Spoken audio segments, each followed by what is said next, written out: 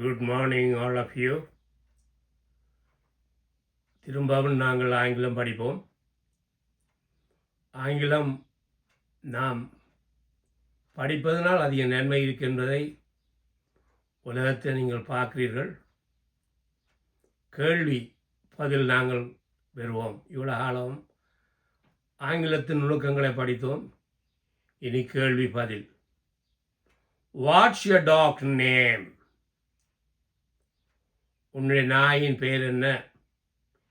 His name is Puppy. What's your father? He is a shopkeeper. What's your father? He is a shopkeeper.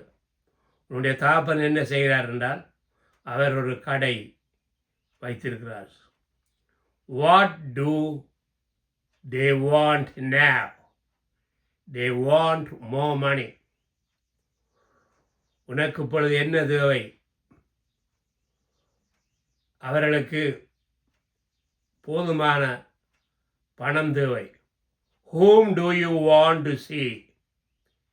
யாரை நீ பார்க்க முயல்கிறாய்? I want to see Jesus. நான் இயேசுவை பார்க்க வேண்டும். Who owned this car? My cousin owns it. Who has come now? யார் இப்பொழுது வந்தது? My father. என்னுடைய தகப்பனார். Who come yesterday? யார் நேற்று வந்தது? His sister. அவருடைய சகோதரி. What do you think? நீ என்ன யோசிக்கிறாய்? I think she will come soon. What did she ask? அவள் என்ன கேட்கிறாள்? She asked it would help her. What did you say? என்ன சொல்கிறாய்? What did you say? என்ன நீ சொன்னாய்? I said that would her.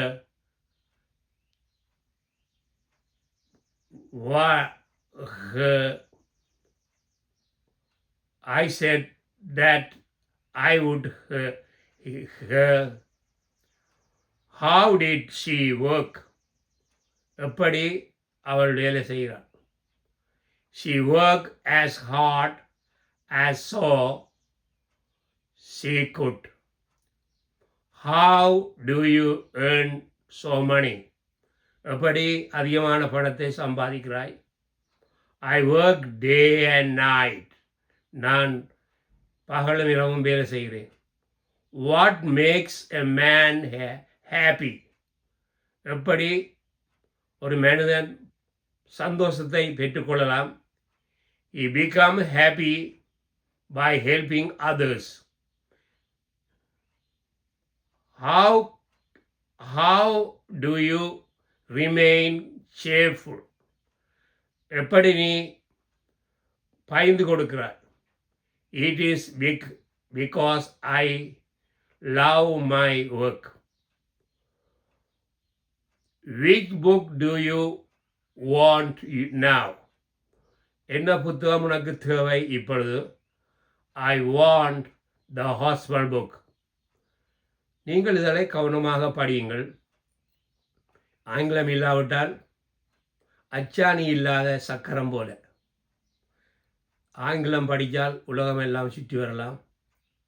ஆங்கிலம் படித்தால் மேன்மை. அதுக்காக உங்கள் சொந்த தாய்மொழியை மறந்து விடாதீர்கள். தகப்பன்மாரே, உங்கள் பிள்ளைகளுக்கு ஆங்கிலத்தை கற்றுக் கொடுங்கள். தாய்மாரே, உங்கள் பிள்ளைகளுக்கு தமிழை கற்றுக் கொடுங்கள். இல்லாவிட்டால் அவருடைய வாழ்க்கையிலே பின்பு கஷ்டம். நான் எல்லாம் 5 பாஷை பேசுவேன் ஓரளவுக்கு. கர்த்தருக்கு ஸ்தோத்திரம். தேவன் தாமே உங்களை ஆசீர்வதிப்பார்.